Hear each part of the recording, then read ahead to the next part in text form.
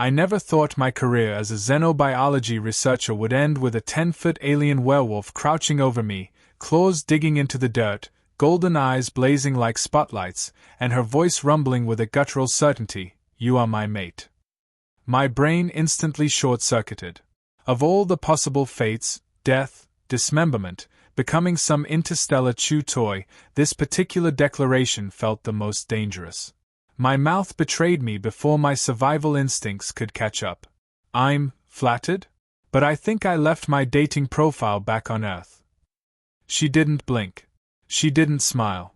She simply leaned closer, breath hot enough to steam my glasses, and repeated with terrifying patience, "My mate."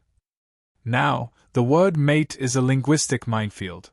Back home, it could mean buddy, roommate, or the far more awkward bedmate. I wasn't sure which definition this wolf goddess was going for, but I had a sinking feeling it wasn't the one involving beer and football. My legs wanted to run, but my mouth, again, against my will, kept going. "Look, where I'm from, calling someone your mate could mean a lot of things. Just to clarify, you mean the one with rings and vows, or the one with bunk beds and dirty socks?" Her ears flicked, clearly annoyed, and she growled in a way that vibrated every organ in my torso. That sounded like a no on bunk beds. I tried logic, which was my first mistake. "You're, magnificent. Really. You'd do great on a romance novel cover. But me? I'm average height, average looks, I have an embarrassing addiction to instant noodles, and I still call my mom when my laundry shrinks. You don't want me as your mate." Her response was a low, dangerous laugh, the kind predators make when prey thinks it has a chance. She leaned so close our noses almost touched. "I claim you. Mine." Every survival instinct screamed at me to agree, but my human stubbornness, the same thing that makes us argue about pineapple on pizza, kicked in. "We've just met. Don't you think this is moving a little fast? I don't even know your name. Do werewolves have dating apps?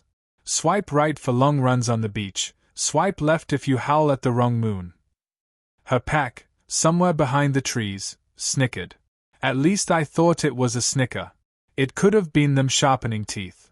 Either way, I'd become the punchline of an alien joke. And yet, against all odds, I was still breathing. Maybe that's humanity's secret power, not strength, not speed, but the ability to keep talking long after common sense tells us to shut up. She tilted her massive head, studying me like I was some kind of exotic snack she wasn't sure how to unwrap. "You are small, fragile, yet you do not kneel." There was almost admiration in her tone. I swallowed hard. That's less bravery and more my knees locking up. Happens when I'm terrified. Real condition. Very scientific. Her lips curled back in what might have been a smile or a prelude to eating me alive. Either way, I couldn't stop staring at her teeth. Each one looked big enough to star in its own horror movie. And then she did something worse than threatening me, she sniffed me. Long, deliberate, nose dragging down from my hair to my chest. I froze. Just to warn you, I haven't showered since yesterday. Human hygiene schedule is flexible. Her nostrils flared. You smell weak. But also stubborn. My kind does not mate with cowards. Well, good news for you, I'm not a coward. I'm just chronically unlucky and socially inept. Big difference. The words spilled out before I could stop them, and to my surprise, her eyes gleamed like I'd passed some invisible test. Suddenly, she grabbed me by the shoulders and lifted me clean off the ground like I weighed nothing. My feet dangled. My dignity dangled. My voice cracked. "Hey! Careful with the merchandise, I only have one spine and it's not replaceable." She ignored me, holding me up at eye level. Small. Breakable. Yet mouth does not stop. Why? I flailed helplessly. It's a human thing. We cope with fear by talking too much, making jokes, and pretending we're not seconds away from wetting ourselves. It's called charm. Her ears twitched. Charm. She tasted the word like it was foreign. This is why you are chosen. My heart stuttered. Wait. Chosen? Like lottery chosen, or sacrifice chosen. I'm really hoping for the first one. She didn't answer. Instead, she set me down gently, which was somehow scarier than being dangled. You will understand. You are mine. My mate. I rubbed my shoulders, trying to process. My brain supplied unhelpful commentary. Okay, so best case scenario, she means teammate. Worst case scenario, she means love slave. Either way, I'm doomed. My inner voice was still screaming when her pack emerged, hulking figures with fur like night and eyes like molten gold. They circled, murmuring in low tones, glancing at me with equal parts curiosity and hunger. Great. I was the exotic pet at the zoo. I forced a shaky grin. So, do I get a welcome basket? Maybe a pamphlet? So you've been claimed by a 10-foot werewolf? Because I could really use the beginner's guide. That earned me a ripple of growls that might have been laughter. Might have been hunger pangs. Either way, I was now officially part of the joke. She stepped in front of me, towering, protective, possessive. Her voice dropped low, almost gentle. You are safe. With me. My heart did a backflip.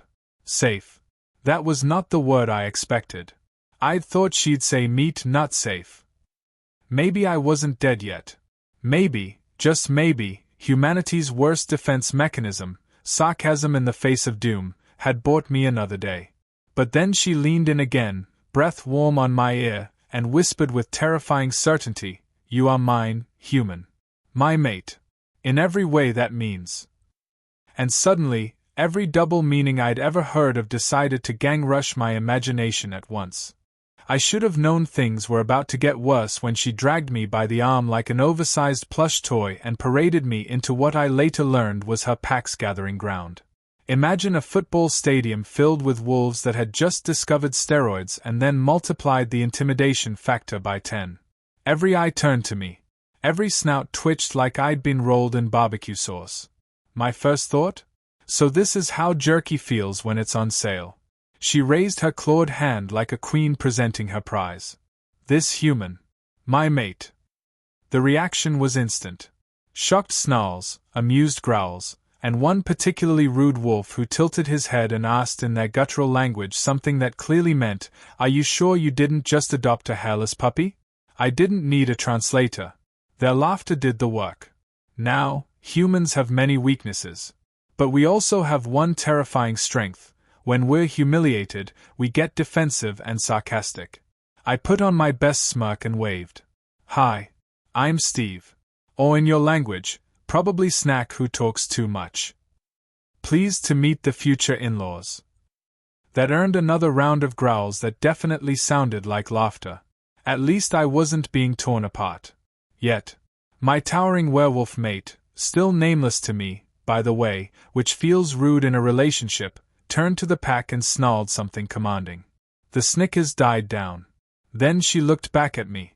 They accept. You will stay in my den. Oh no. Den. That word carried more weight than it should. My imagination went sprinting straight to adult territory. Den? As in, bedroom?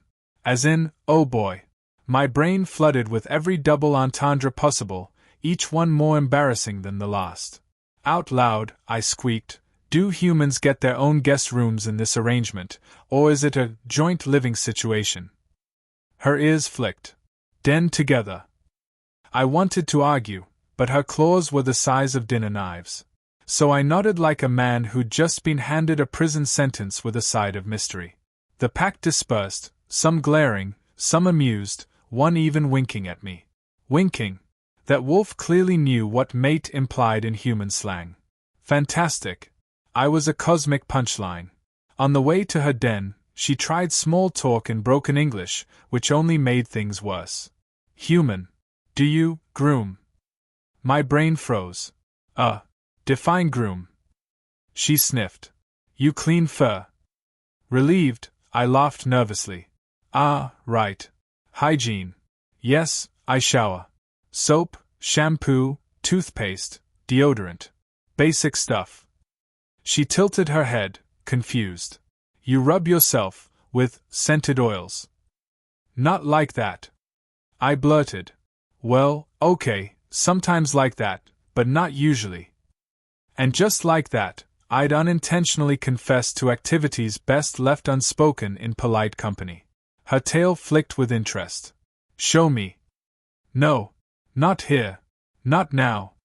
It was official. Every word I said was turning into a double-meaning disaster. By the time we reached her den, I was sweating buckets. She gestured for me to enter. I hesitated at the threshold, imagining bones, blood, and maybe a wolf-sized waterbed. What I found was not what I expected. Sure, it was a cave, but decorated. Pelts on the ground, carved stone patterns on the walls, even what looked like glowing crystals providing soft light. She clearly had an interior design hobby. My survival odds ticked up by 1%. She watched me closely. You approve? I nodded. Honestly, this is nicer than my last apartment. Fewer cockroaches.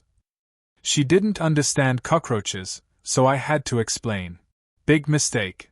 The second I described them, her eyes gleamed. Good hunting. Take me. No, no, no, I said quickly, hands flailing. You don't hunt cockroaches. You squash them and scream. That's the human tradition. She tilted her head again, fascinated. Strange rituals. You scream, for dominance. I sighed. Sure. Let's call it that. Then came the food situation. She proudly dropped a chunk of raw alien meat in front of me, still twitching. Eat. I gagged. Humans, cook food. Fire. Heat. Seasoning. Her ears perked.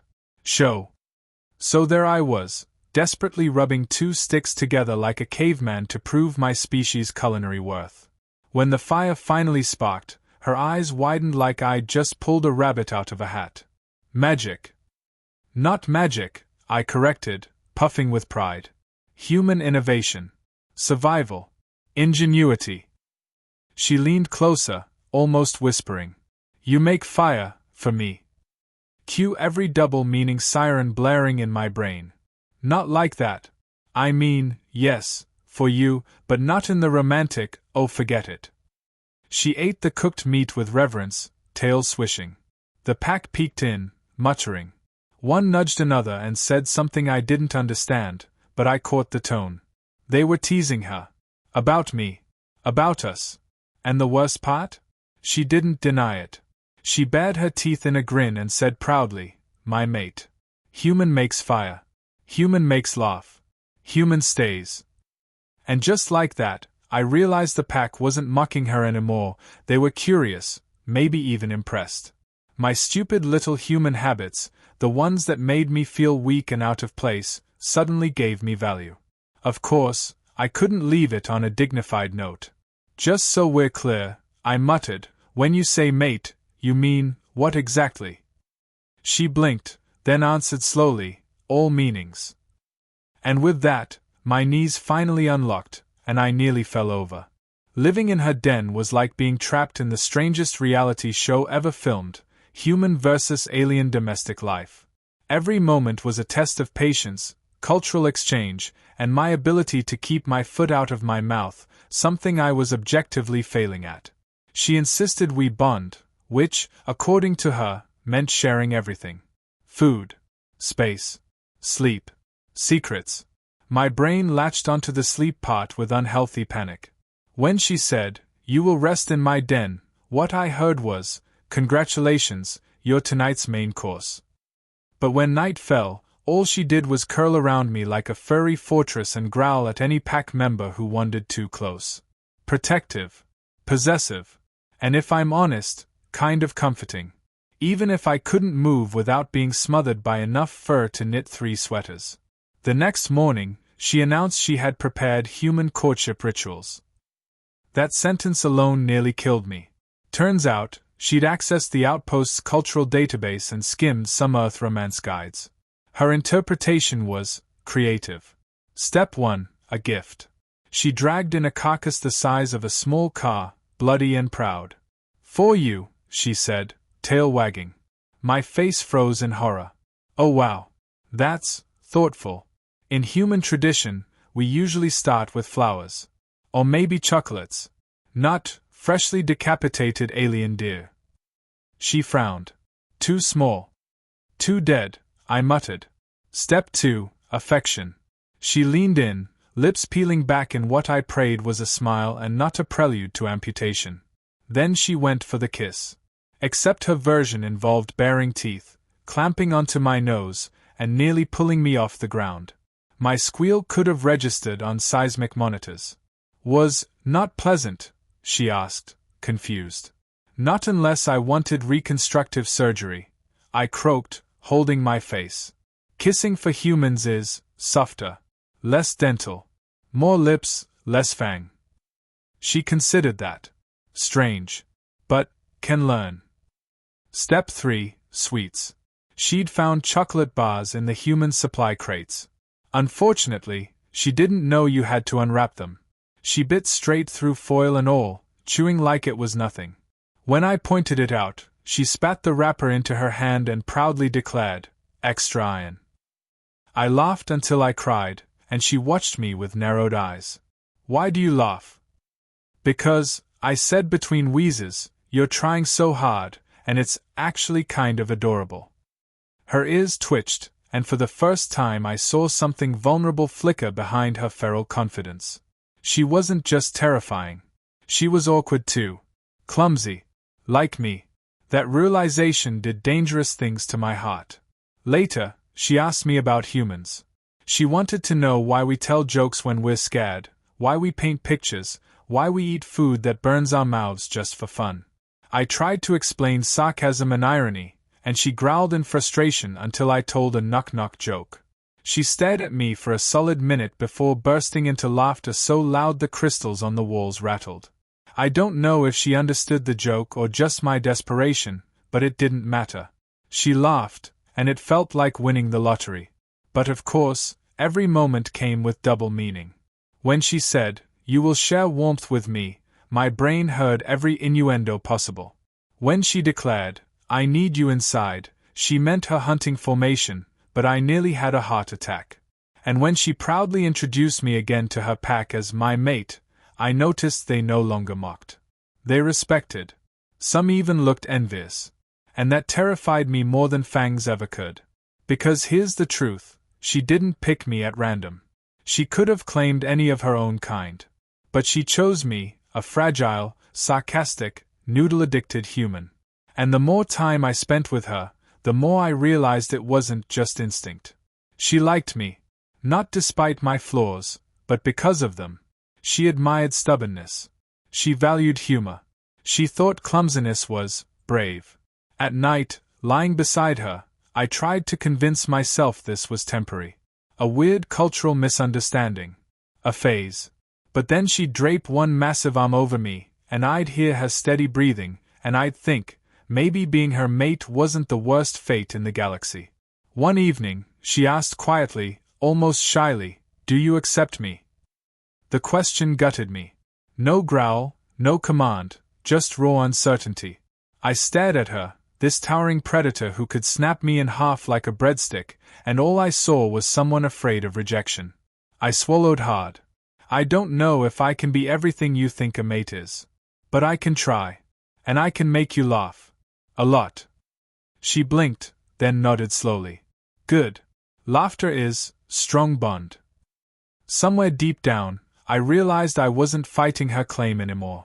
I was starting to believe it. Not just because she'd forced me. Not just because her claws were sharp. But because, against all reason, it felt right. And that scared me more than anything. The announcement came at dawn, loud enough to rattle the crystals above my head. The pack wanted proof I was worthy. Apparently, claiming a mate wasn't just a private matter. It was a public trial. Great. Nothing says romance like an audience full of wolves debating whether you're edible. She stood beside me, proud and defiant. They challenge. You prove strength. I gawked at her. Strength? Look at me. I struggle with pickle jars. My abs are in witness protection. You can't seriously expect me to wrestle one of your cousins. Her lips curled. Not wrestle. Survive. Which, translated, meant the same thing. The pack gathered in a circle, fur bristling, eyes glowing. They expected blood, bones snapping, glorious combat. What they got instead was me tripping over my own shoelaces and blurting out, "Ladies and gentlemen, and assorted carnivores, I present humanity's greatest weapon, sarcasm." They blinked. She tilted her head. I went on. "Your kind fights with claws, teeth, brute force. Impressive, sure. But humans? We fight with stubbornness, caffeine, and the ability to make fun of ourselves until the enemy gives up in pity." One wolf snorted. Another growled. I doubled down. "You want proof of strength? I've survived 3 years of college debt, 2 Thanksgiving dinners with extended family, and 1 night of Taco Bell at 2 a.m. If that's not endurance, I don't know what is." That got murmurs. Confused ones, but murmurs. Encouraged, I pulled out the human trump card, duct tape. I waved the silver roll like it was Excalibur. "This fixes anything. Weapons, tools, relationships. Entire civilizations have been held together with this." The wolves leaned in, fascinated. She whispered, "This is true." "Oh, it's very true," I said solemnly, patching a crack in a knee-high rock wall just to prove it. When the sticky miracle held, the pack gasped like I'd just performed sorcery. Score 1 for humanity. But the challenge wasn't over. A hulking wolf stepped forward, muscles bulging, eyes daring me to impress him. He barked something I didn't understand. My mate translated, "He says you must show dominance." My brain nearly shut down. Dominance? Among wolves, that usually meant fighting, biting, or very awkward sniffing rituals I was not prepared to participate in. Desperation kicked in. I straightened, puffed my chest, and did the only thing I knew: I danced. Badly. Arms flailing, hips jerking like an UN-oiled machine, feet stumping with zero rhythm. The pack froze. My mate's jaw dropped. For 3 horrifying seconds, silence hung heavy. And then, it happened. One wolf bark laughed. Another howled in amusement. Within moments, the whole pack was howling with laughter, rolling in the dirt, clutching their sides. I bowed. Thank you. Humans call this the chicken dance. Clearly, you're impressed."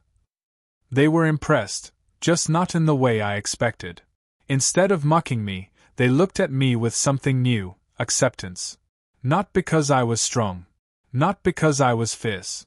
But because I was ridiculous. And apparently, ridiculous was what they needed. My mate stepped forward, voice ringing with pride. "See? My human. My mate. He makes fire. He makes laugh. He makes shame into power. Stronger than claws." The pack murmured agreement. Some even nodded respectfully. Against all logic, against all odds, I'd passed. Relief washed over me. My knees wobbled. "So, does this mean no one's going to eat me?" She leaned down, voice low, dangerous, and far too suggestive. "No one but me." Cue every double meaning alarm in my brain going off at once. The pack erupted into another round of laughter, clearly understanding the innuendo even better than I did. My face burned, my dignity disintegrated, but my heart, traitorous organ, thudded with something dangerously close to excitement. Later, when the pack dispersed, she curled around me with smug satisfaction. "You proved. You belong." I sighed, exhausted. Belong? I just embarrassed myself in front of 50 werewolves. She nuzzled my hair, ignoring my protest. "They respect. You make them laugh. You make me strong. You are mine." I wanted to argue. To remind her that I was small, breakable, underqualified for interspecies romance. But instead I found myself saying, "Yeah, I guess I am." And here's the terrifying part: I meant it. Because somewhere between the raw meat gifts, the nose-biting kisses, the pack's laughter, and my own idiotic survival tactics, I'd stopped seeing her as a monster. She was fierce, yes. Terrifying, yes. But also funny, protective, loyal, and, against every law of nature, my partner. Not in the way I'd expected. Not in the way I was ready for, but in the way that mattered. She growled softly, a sound that was somehow affectionate. Say it. I blinked. Say what? That you are mine. I hesitated, every instinct screaming to crack a joke, dodge the vulnerability. But for once, I didn't. I looked up at her, this impossible creature who had chosen me, and whispered, I'm yours. Her grin was all teeth and joy. Good. My mate. Of course, I couldn't resist a final jab. Just promise me one thing. No more nose-biting kisses. She tilted her head, genuinely puzzled. Then, where do humans bite? And with that innocent question, my brain exploded in a supernova of double meanings that would take years of therapy to unravel.